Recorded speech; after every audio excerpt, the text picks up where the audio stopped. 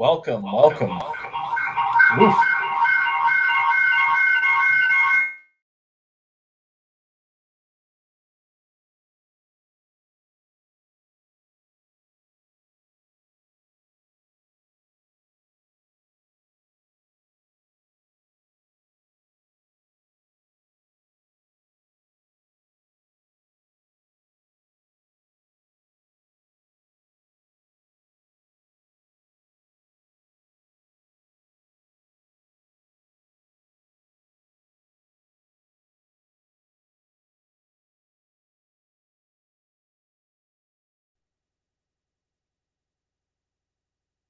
Yeah, there are two of me now.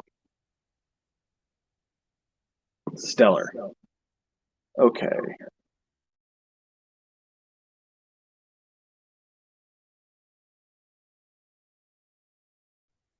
There's a way that I did this. There we go. All right. This way I don't have any echoes.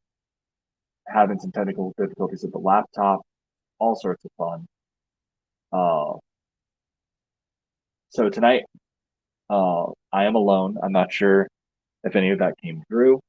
I am your host, Michael Oden, creator and founder of Nine Realm Publishing, and currently having one of the worst weeks I have ever had.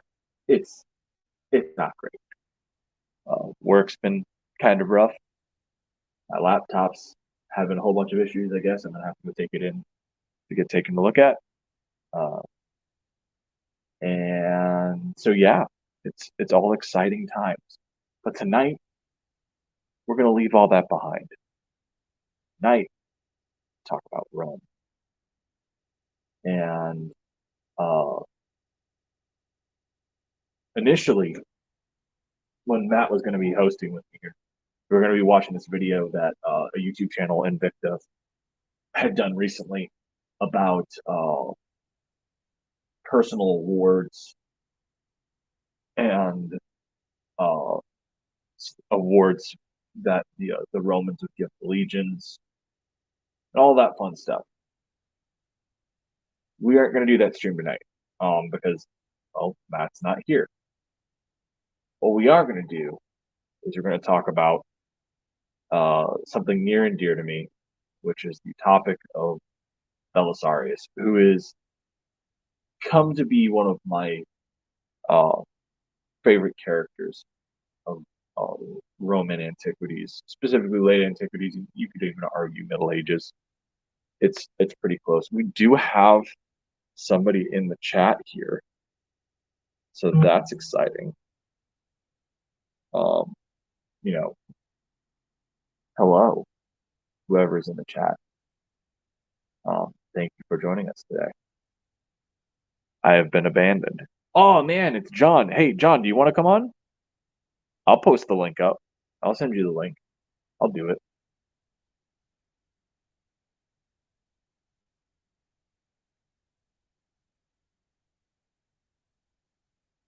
I'm gonna take that resounding silence as a no. But anyways, we're gonna be talking about Belisarius, who is considered to be the last Roman general.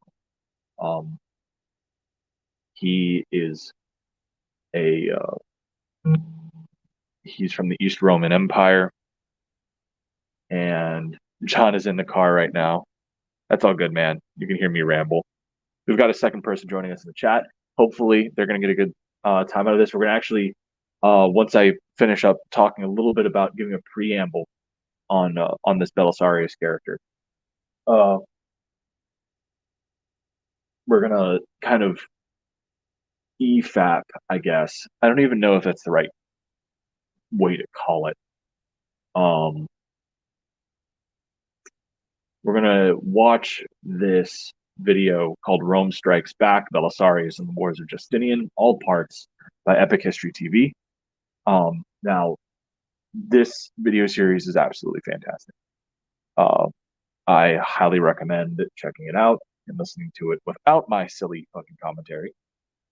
But if you want my silly commentary, we'll be getting into that in a second. So Belisarius is effectively the sword of Emperor Justinian.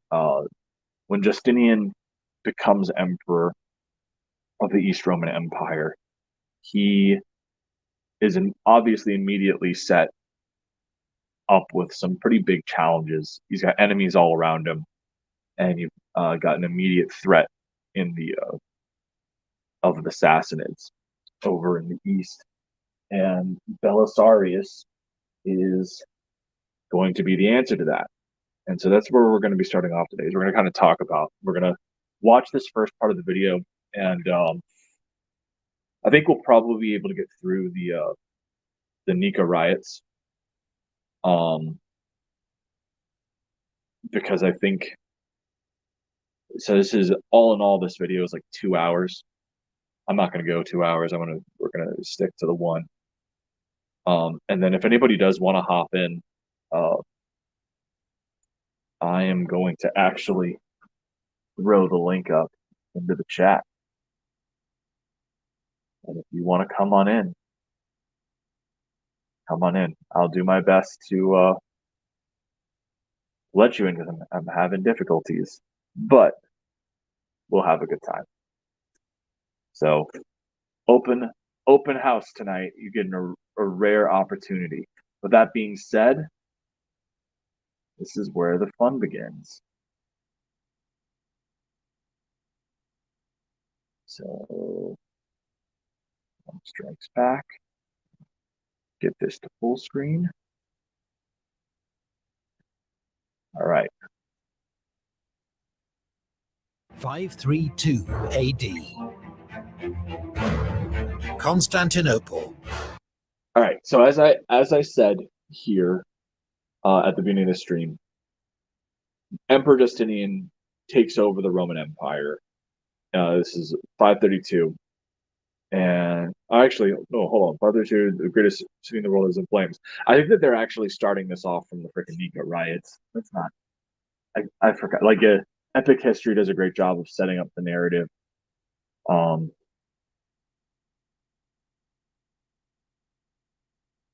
Yeah, 532 is the Nika riots. So what they're doing right now is they're setting up the narrative here for Belisarius. And so what we're looking at right now is this is a map, obviously, of the Mediterranean Sea and the Eastern Roman Empire. Now, you'll notice that when you think of the Roman Empire, especially if you're thinking about, like, the actual empire,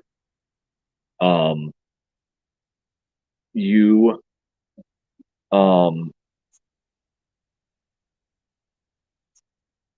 you have, it's obviously much larger than this. Like this map, the red portion is the Eastern Roman Empire, and so you've got Italy over towards the left. Let's see, does my cursor show up? It does. So this portion right here, this is obviously Rome. As you can see, my computer is not doing well as the cursor slowly goes across the screen. But so this is the Roman Empire that Justinian inherits. It's a pale reflection of its former self. It is surrounded by enemies, and it's frankly on the brink of collapse. And the fact that Justinian is going to do with it what he does in his lifetime is absolutely astounding. And Belisarius is probably the most important portion of this, because without Belisarius, the ambition of Justinian would never have been able to be captured. Like the concept of reuniting the empire would have been damn near impossible. Justinian had other able commanders, but there's a reason why we talk about Belisarius, and it's not just because, his legal aid Procopius is the guy that's writing the histories of these events. it's because what he is able to do is absolutely astounding. And despite the fact that we've got this pretty biased source, that, you know, he's Belisarius is his patron, is effectively his boss. So while there's a lot you could argue we have to take with a grain of salt when it comes down to Procopius's writings, the fact that Belisarius is a major character in other smaller contemporary writings from the period really goes to show. The link's in the chat, Ali. All he has to do is pop in, and I will let him in. It's literally right there. So I am checking the thing. But anyways, let's learn about what Justinian's about to be going through.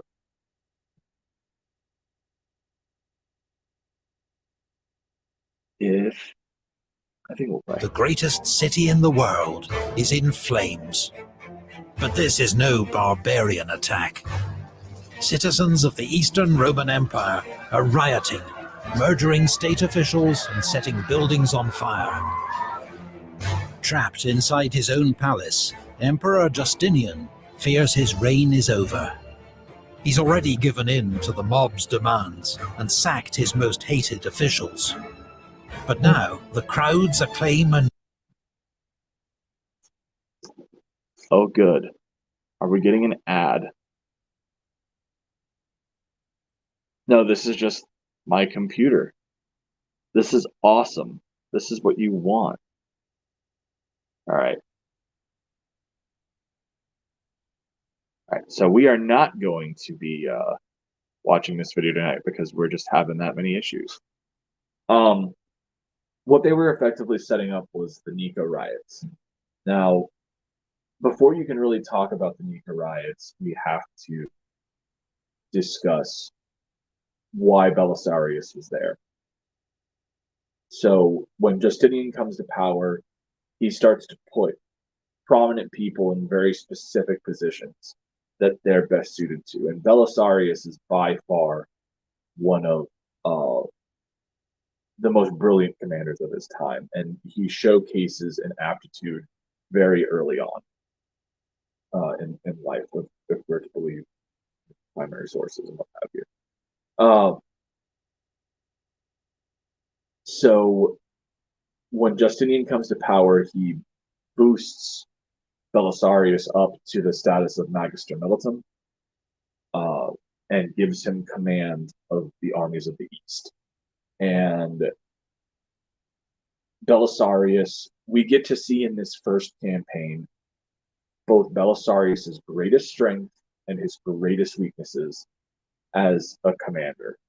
We see his best strength in the opening conflict, which is a siege called the Battle of Dara. And it is absolutely a astounding accomplishment. Belisarius was outnumbered at least 2-1. I believe he had a main body force of around 25,000 soldiers, and mind you, these are like border auxilia, so they're not exactly cream of the crop either. Belisarius has raised likely some household troops for some elite heavy cavalry called Bucalari. We have another guest? We do have another guest. Will Perdomo. Hello, Mr. Odin. We're talking about the Eastern Romans here. Oh, gosh. Why do you say that like it's a bad thing? Because they can be boring sometimes.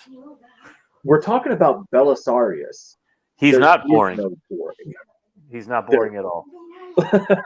We're talking about the last Roman general, and specifically, we're talking the portion of his tale that we're talking about this evening is his opening tenure as Magister Militum of the East, and through the Nika riots and why he gets brought back to Constantinople and everything like that to be there. Because it's funny, I was watching a video earlier where they oh, and Belisarius happened to be in Constantinople. It's like, yeah, he kind of brushed over an important detail as to why he's in Constantinople. He's not exactly there on favorable terms, because this opening campaign in the East really sets up Belisarius' career, I think, in a nutshell. When Belisarius makes commands and makes the decisions and is the one making the calls, and everybody listens, things go brilliantly. The moment that Belisarius opens the forum to his subordinates and allows them to sway and dictate his movements, he loses everything. And this is what happens: is we go to Dara, and it's an unprecedented victory. The Persians have been bitch slapping the Eastern Romans in this field up through this point, over the past several decades. Just coming in, plundering territories, taking territory away from the Romans. And so not only do they have a better military force, they outnumber Belisarius 2-1 at Dara. I believe they have 50,000 troops, and Belisarius has around 25K. Of those, maybe 5,000 are an elite heavy cavalry bodyguard of Bukhari. And the Persians, of course, have these are the Sassanid Persians, the latest iteration of the force of Asia Minor. And also, if you not counting Trajan's invasion of Mesopotamia, Rome does not have a good track record in this area. No, it's either stalemates or negotiations or outright disaster, as in Crassus and Mark Antony, or Julian. Yeah, like the only people that have handled this region well are like Trajan, who died before he could complete his campaign. Yeah, and you also had I want to say Titus. That deep into Asia, destroyed in this area. Well, Palmyra down Zenobia and Palmyra. Yeah, but that's more Syria. That's still familiar ground. I'm talking deep Mesopotamia, deep Iraq. No, that's fair. Like this is not a good place to be if you're a Roman. It's never decisive. It's always something negotiated or something resulting in the disaster for the Romans. It's always Behemoth versus Leviathan. 100%. And so I have a question. For you. I'm a little rusty. Is Nisibis still a factor in this period? I don't think so. It's a fortress that keeps changing hands in the east. No, because this is the major outpost. Like this Dara. Dara is the last Roman outpost. If the Persians get by Dara, they are in the heartland of the Roman Empire. Which at this stage, for people who don't know, I mean, in the east, it's now entirely Asia Minor is the heartland of the Eastern Roman Empire, which they'll find out the hard way when they lose it to the Turks. And so yeah, like the Dara is the thing that's separating East Asia, like the heart of like the Middle East and Baghdad and like Iraq, Iran, and everything like that, is separating that from like Anatolia, and that's where are the Sassanids based in Ctesiphon, or I don't remember where the Sassanid. You might be right. I think that you're right. I do think the Sassanids are right. Ctesiphon. That sounds right. If you want, you can double check that. I'm literally doing this stream solo from my phone at this point. My laptop has crashed. This has been a fun week. But anyways, so what we have at this point is, as this siege is about to start, Belisarius gets a letter from the Persian general who is commanding him not to surrender. No. There's going to be a fight. No, he is commanding him to draw, he's commanding Belisarius to draw this Persian general aback. Because by evening time, this Persian general is going to be bathing in Dara and having dinner. Now, it should give you a bit of a clue that we don't know who the fuck this Persian commander's name is, that I don't remember it off the top of my head, but we do know Belisarius.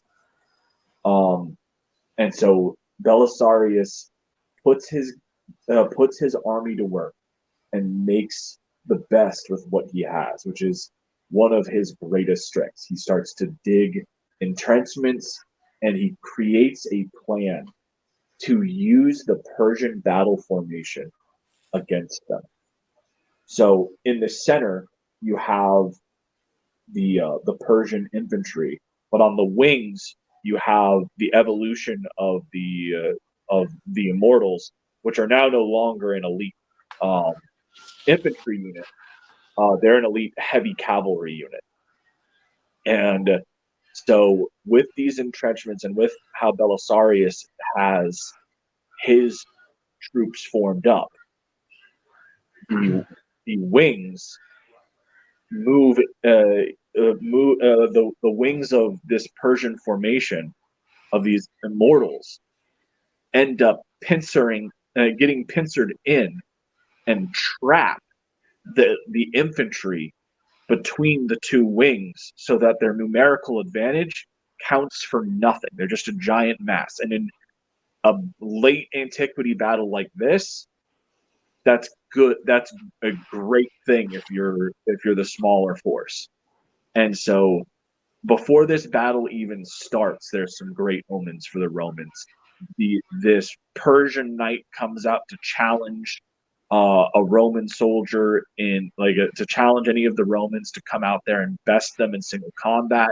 This guy who is a former wrestling instructor comes out there. This is his first battle. He goes out there and he kills his challenger, and then another knight comes out and he kills that guy too. And the Persians are obviously a bit starstruck by this. They're not expecting much of a challenge out of this ragtag borderline auxiliary of a dying Rome. And when the battle begins, it very quickly goes into Belisarius' favor. They rout the Persians, and they end up going off. And I think it's important to add on, because it makes it even more heroic, is that Roman armies were not big at this time. No, they were maybe 5,000 to 10,000. This army in particular, the one he took to Africa with him, was like 5,000 men. Well, you're talking about the North Africa campaign against the Vandals. Right now, we're in the Army of the East, so he actually has a pretty okay sized army, but like a lot of his infantry are like local recruits that have no fucking training, mostly auxiliaries, mostly barbarians. Yeah. But what I'm trying to say is that people, when they read about Romans, it's such a long history that they get used to the Republican size armies of 40,000 men. No, and that's just not the case. And this is, as you said, like he goes to North Africa with 5,000 men. And what he accomplishes there is incredible, especially when you take into account that a decade prior, an actual army of like 50,000 Romans, one of the last combined contingents of a Western and Eastern Rome, tries to do the same thing, and they get fucking destroyed by the Vandals. And it economically cripples both both sides of the empire. What was this? Just remind me. What was this period that you're talking about? I want to say that it was under Emperor Justin. He tried to send a grand army to liberate Noah Carthage from the Vandals. By that point, the Vandals had already taken control of the Carthaginian fleets and built a navy, and they destroyed the army that was sent after them, and the state was effectively bankrupt, levying this force. Okay, proceed. Sorry. No, you're all good. Anyways, back to Belisarius in the east. So Dara is this massive, unprecedented success. They're able to give chase to this fleeing Persian military, and again, as I said, this Near East campaign for Belisarius is going to highlight both what makes him a great commander and what his weakest asset as a commander was, which is ironically rooted in something that I think is very big testament of him being a good leader. But in these aspects of Belisarius was always open to forum with his subordinate commanders and very frequently listened to them, which was good. But there would be times where these forums would effectively allow him to get bullied by his subordinate commanders into making a decision that he knew was not the right call.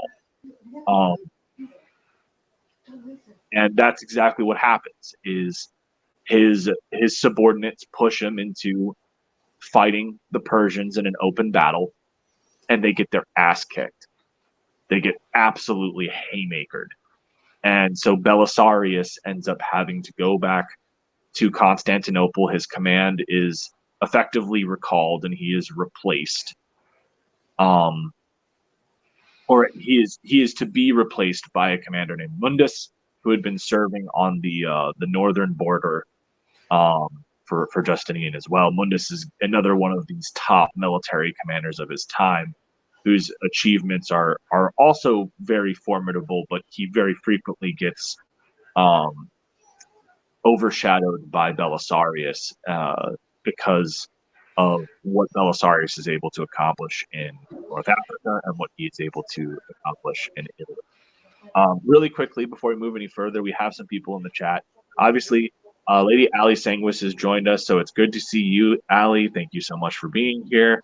Beyond Time, we've already said hi to you, John, but still great to see you. And then we just got joined by an Aldous.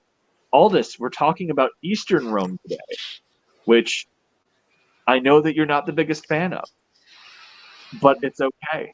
We're going to have a good time anyway. So this kind of leads us back to where that video was kind of starting off before it froze because my laptop is dying, I guess. Oh, we've been joined by a Fanta. Thank you, Fanta.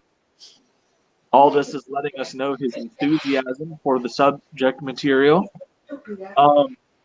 So Belisarius comes back to Constantinople, and pretty much right after he gets there, within a few months, a riot breaks out in the Hippodrome. So it is important to understand that at this point in time in Constantinople, the Hippodrome is the new Colosseum, right? With the rise of Christianity and everything like that, gladiatorial games are out, chariot races are in. The Hippodrome can seat over 100,000 people. And there are two major factions in these chariot races, the Greens and the Blues. And these aren't just racing factions. They are so much more intricate than that. They are clubs that you can belong to that act not only as like a sports team, but a political organization. And they effectively are even like soccer hooligans, except way more violent.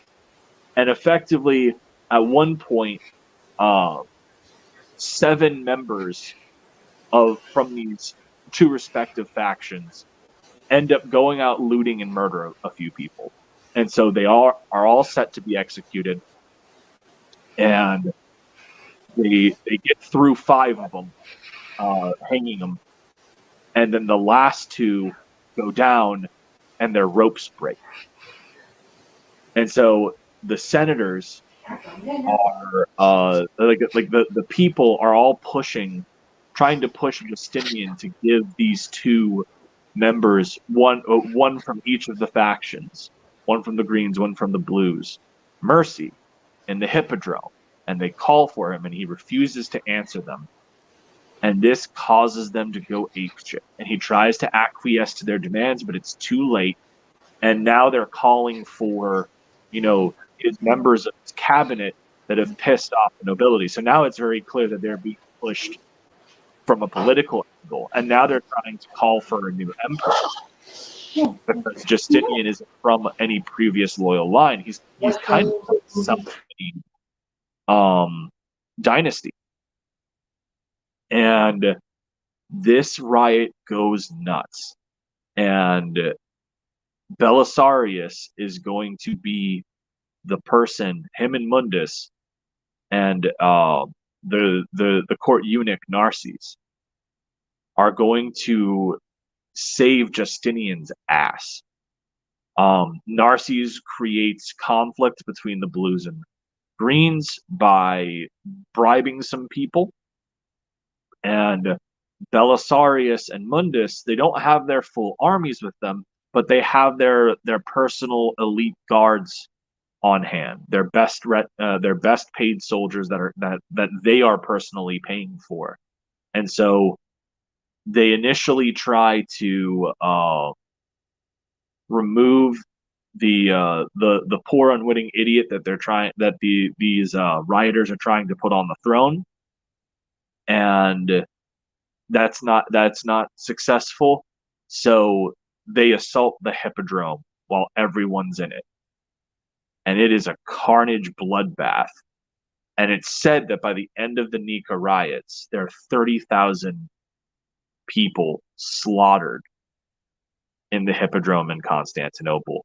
And in the aftermath of these riots, you also had the predecessor to the Hagia Sophia has been burned down. And the bathhouse that Constantine I had built has also suffered incredible damage. And so Justinian will go and deal with those as personal projects during his reign.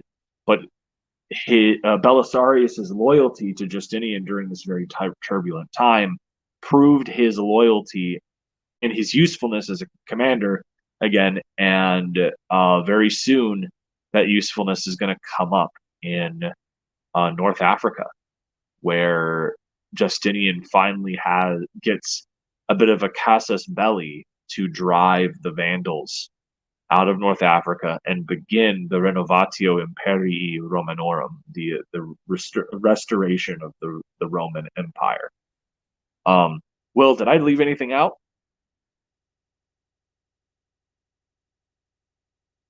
Will's on mute, so I'm gonna assume no. We're only at 36 minutes, so I guess I could keep going.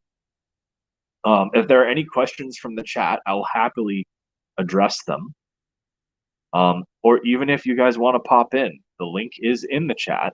I don't have any issues with having somebody come in, because Nat, my normal co-host, is sadly still at work, and I could use the distraction this evening, so I decided to go solo anyway. But for those of you who are here, thank you very much for joining us. And I hope that you're enjoying this little lecture that you're getting from me, breaking down the beginning of the career, probably one of the most prominent Roman commanders of late antiquity. who is regarded as the last true Roman general, and he certainly lives up to it. But let's see, we've got Ephantus still here. Glad to have you here. Aldous was yawning. All right. So, with the Nika riots taken care of, there's nothing really for Belisarius to do immediately, but there's trouble stirring in North Africa. The previous Vandal, there was this Vandal king that was in charge, that was pro-Orthodox Church, and he gets overthrown.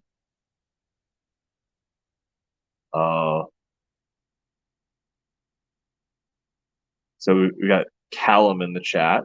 I have no idea who this is.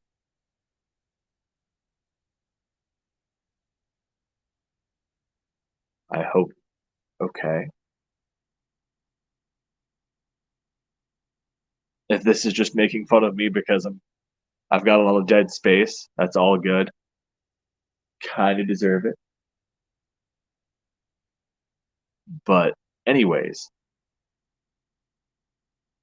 Justinian can't really do anything.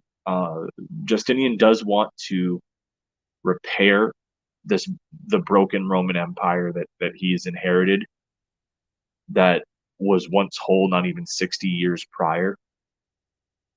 This is on his to-do list, but he can't just yet.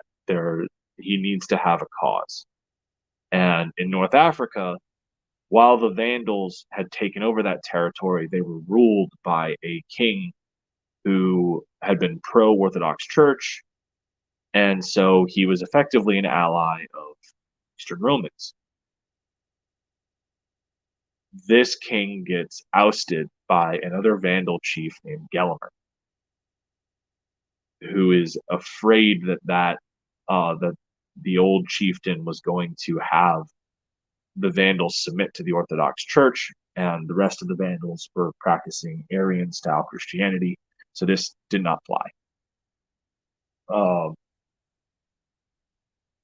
Justinian reaches out to Gelimer in a not so diplomatic act of diplomacy, where he demands that the Orthodox friendly Vandal king be released and restored to the throne, and Gelimer promptly tells him to kick rocks. And so Belisarius finally has a purpose again, and we've got a Sugar Chris in the chat. It's supposed to be Sugar Chris. It's supposed to be, but Matt couldn't make it tonight. I was going solo, and so I shot Will. Well, I have the link up in the chat. Sugar, if you want to come on and chat, I'm cool too. You can come hang out. Taking a look, make sure that I don't have anything there. All right. So,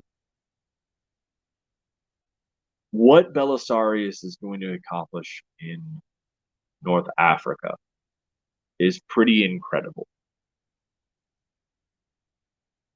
Will mentioned earlier that he has an army of like 5,000 men. It's very small. It's not a particularly large army. I think it might have even been like 10. I'm thinking about it. I've got this Belisarius book out here. Let's see. I'm not going to bother with that right now. So not only is he outnumbered, but at this point in time, warfare is a super ugly affair. There's it's not just fighting between two armies. There's fallout that usually sweeps up the local populace in terms of raiding, looting, rape. enslavement, etc. But Belisarius knows that all of those civilians that live here were once Roman citizens. These are all, at one point, Roman colonies. Carthage, which was, Rome's historic enemy, had been recolonized by the Romans in Novae Carthage.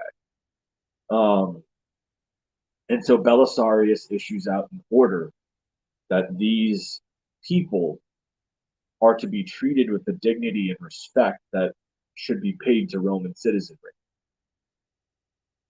And this is a huge deal. It obviously gives him hearts and minds, but the fact that he's still able to have such good command and control of this army through this campaign, again, despite having the numerical disadvantages, despite depriving them of looting, which was a way where a lot of soldiers got, like, it was effectively their bonus. Yeah, you get to keep what you get from the raided town. I mean, yeah, you can loot off of the slain enemy, but they aren't going to have near the same amount of valuables or supplies as what you would find in the local villages. So Belisarius tells his men that they're not going to be looting. Any provisions that the army takes are to be paid and bought and paid for. And yeah,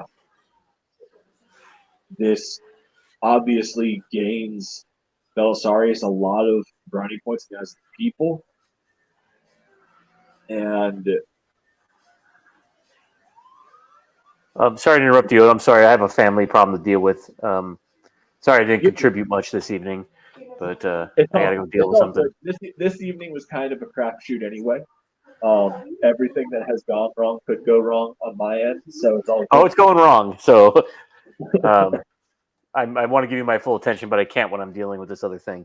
No, it's all good, man. If you need to pop off, go on ahead, man. I got this. Thank you. And I'd like to come on again and talk stuff that's more fresh in my brain. Like my Byzantine history is, I think, very limited. We don't call them Byzantines here. Oh, I'm sorry. Excuse me. My Eastern Roman, Greek, Latin, Greek.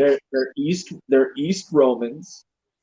Probably one of the best sentences of any book that I've read recently is what was it comes down to the effect of the term Byzantine was created by this, that, and the other.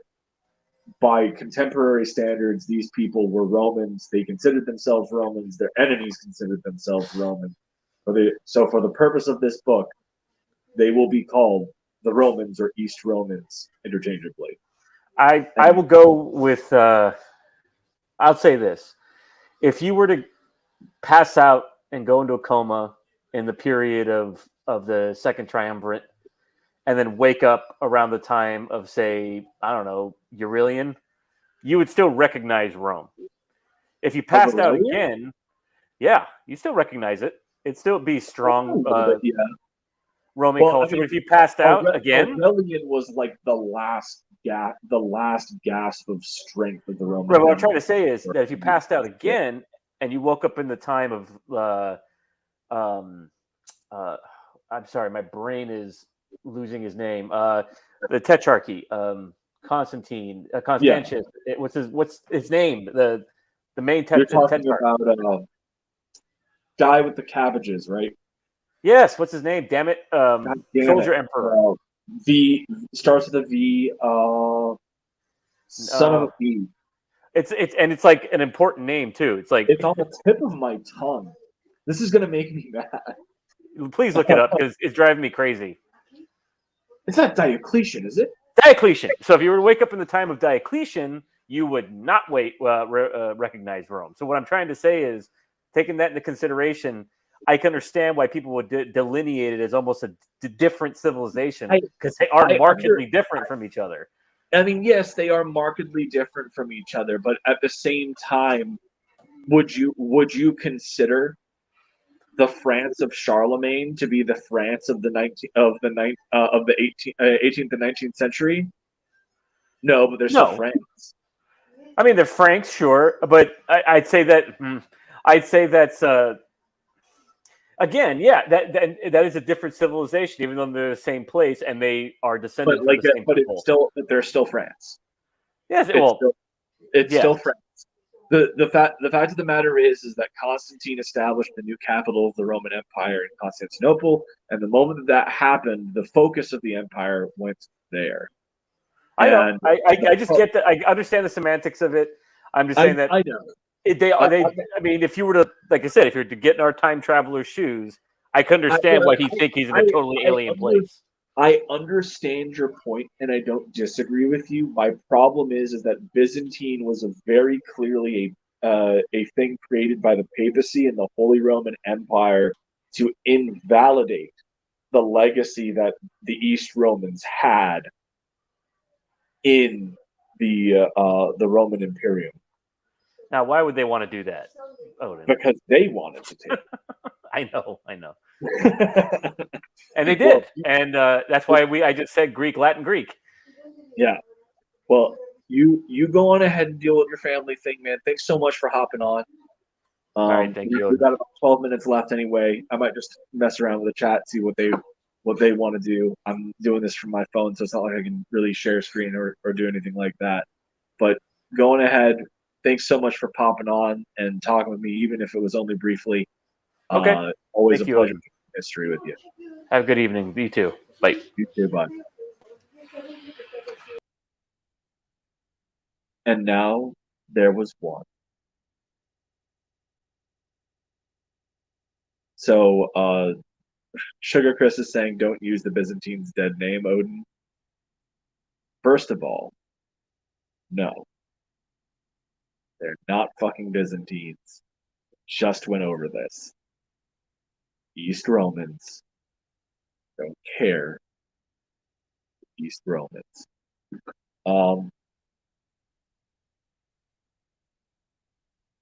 I do think that we're probably going to end this a bit early tonight, just because. So it's just been a wonky evening, but I appreciate everybody for coming out, and I hope that you guys got a little bit of something out of this. In a future stream, we'll actually go and we'll watch the Belisarius series that Epic History TV did.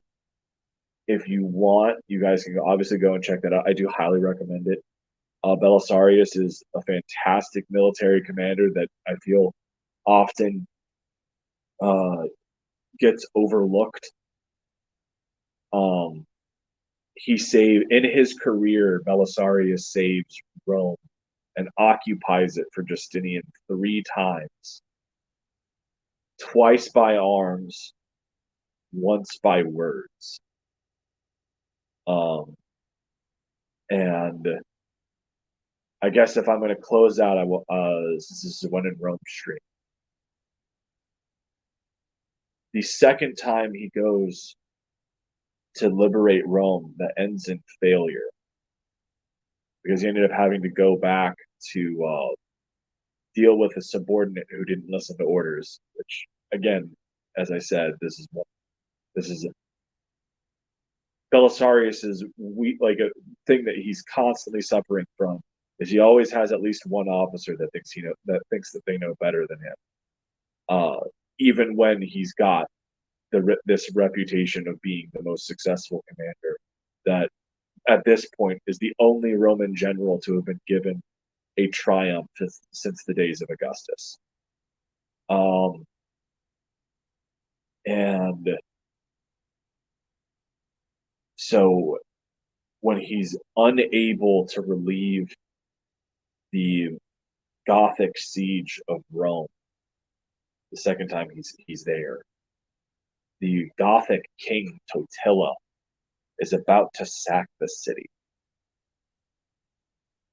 And Belisarius sends him a letter with a stern warning that effectively states that any person that should that this city is a testament to what we can accomplish, and the person that would harm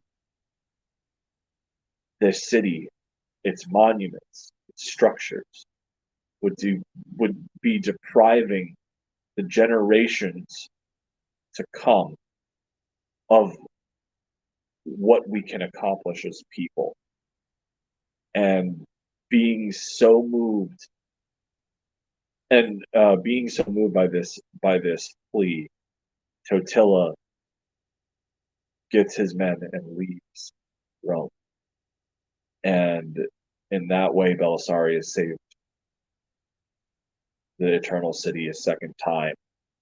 The first time he had done it, he did it in a year-long siege. It's absolutely grueling stuff, but really cool character. Lots of great stuff in Roman history. We're coming up on the hour now, so all I'll leave you with is, it's always a blast doing these When in Rome shows. I love talking Roman history. I wouldn't be doing this if I didn't. It would have been a lot better if Matt was here tonight and we could have done our actual show.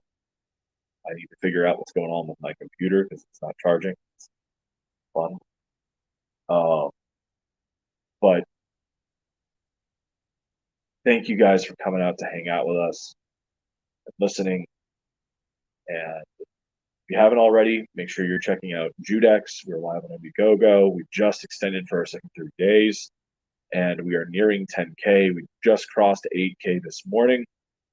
Or we want to cross that 10K threshold before we hit the end of the 60 days. It's absolutely doable. We have a fantastic stretch goal waiting for you guys on the other side of that milestone. And yeah, you guys have a good night.